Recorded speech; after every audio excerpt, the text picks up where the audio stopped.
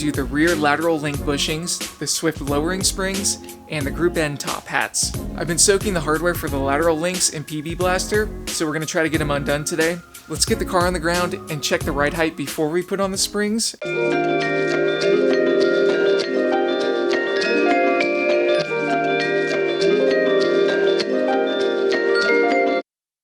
Just pulled the car on the flat and has a good 4 to 5 finger gap in the front. The rear is 3.5 finger gap.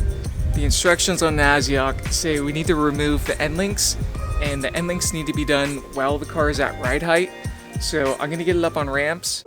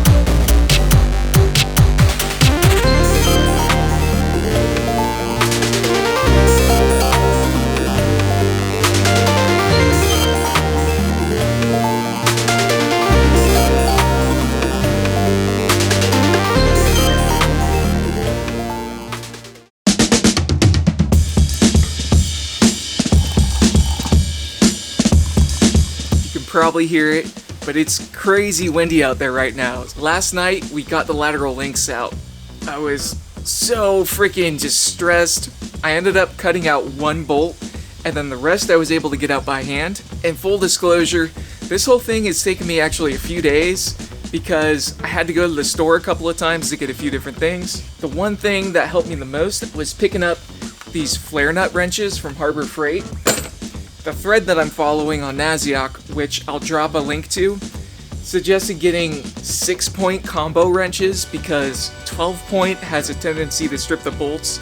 I couldn't find just regular 6-point combo wrenches, but I did find these flare nut wrenches, which are basically 6-point. Anyways, chopped one out, got the rest out by hand. I washed them, we're ready to press these guys out. My brother lent me his shop press, so I actually have never used a shop press before. So we'll be going through setting this thing up. I'm going to try to figure it out, and hopefully without too much trouble, get the bushings out of the lateral links.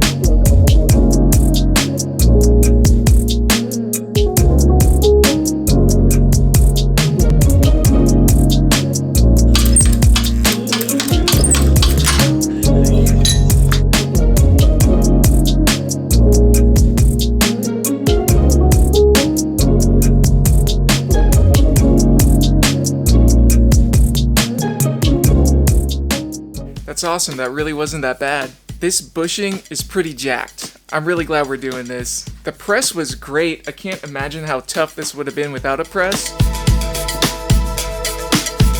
I'm normally not really a fan of Rust-Oleum, but because I'm on a tight timeline, this will be fine just to freshen it up.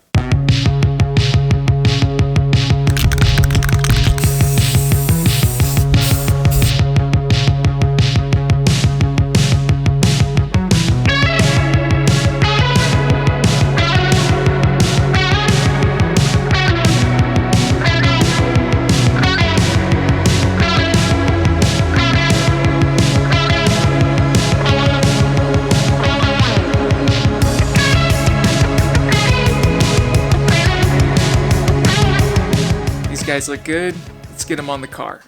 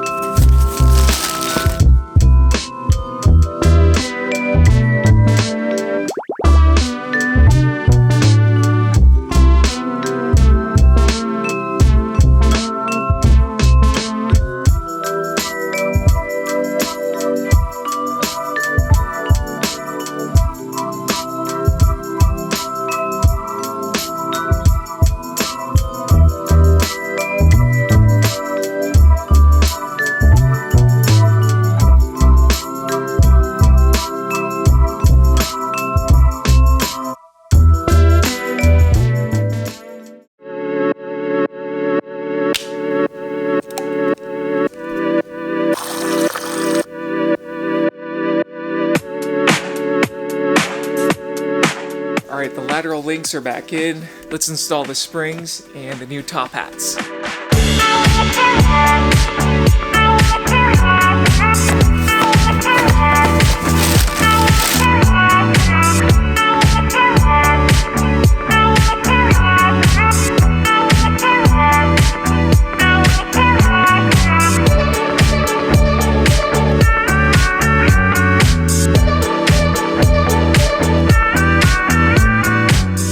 I got the springs and the top hats unboxed. Everything looks good. Top hats I sprung for Group N for the front. The rears I just went for regular top hats because they were like really expensive. But the fronts I didn't mind springing for the Group N ones. They're just a little bit firmer than stock. It's a genuine Subaru part, so hopefully it should be pretty good. I'm really looking forward to getting these on the car. Let's get them mounted up and get the car back on the ground.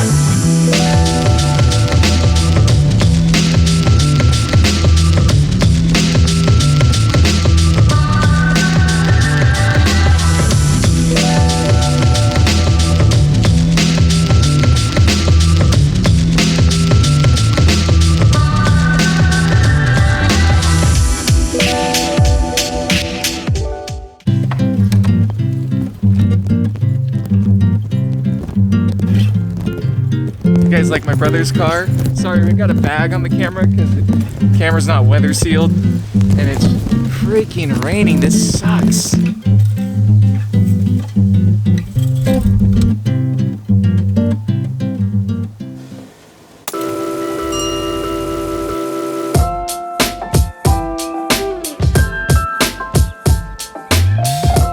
The springs, the new bushings, and the Group N top hats are in. And I got the car aligned a couple of days ago, and I'm really happy with it. The car is just a little bit lower, and everything's a little bit firmer, but it's still really comfortable. It's not harsh at all. I'm totally stoked. I just like it. It feels better all around. One interesting thing is that even like shifting, the car is a little bit firmer. It doesn't get as unsettled as easily between shifts.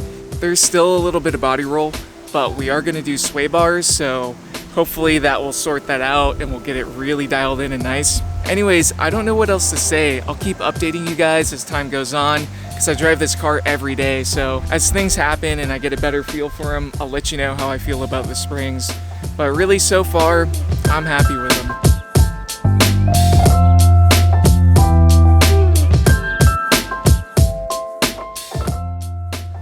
The rear I can just fit 3 fingers. You could either call that 3 or 3.5. I don't know, my estimation, there's probably a 1/2 inch difference between the front and the rear.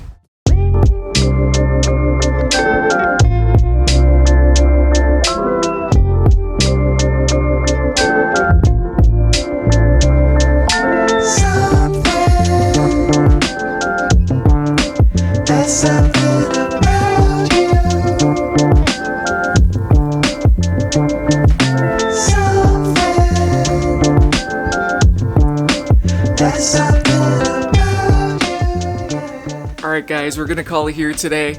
I gotta clean up all this stuff I left out here. As always, I believe in you. Get to wrenching. Peace. But anyways, I have the nuts for him anyways. I got the nuts. Anyways, I'm prepared to put it back together.